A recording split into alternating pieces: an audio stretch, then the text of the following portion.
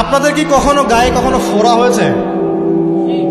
কার কার গায়ে ফোড়া হয়েছে বলেন, হাত তুলেন। আচ্ছা, কেমন ব্যথা? ফোড়া ফেটে গেলে কি বের হয়? রক্ত আর পুঁজ বের হয়, তাই তো?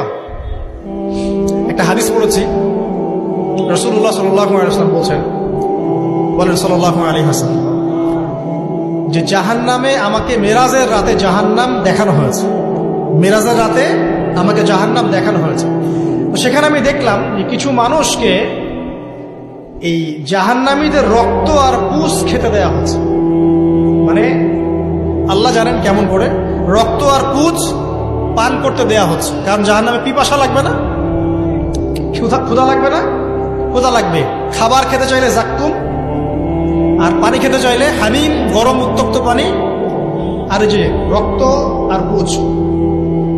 আর পুঁজের একটা মিশ্রণ খেতে দেওয়া হচ্ছে। তো নবী সাল্লাল্লাহু আলাইহি ওয়াসাল্লামকে সাহাবীরা পরে জিজ্ঞাসা করলেন, ইয়া রাসূলুল্লাহ, কোন পাপের কারণে তাদেরকে এই শাস্তি দেওয়া?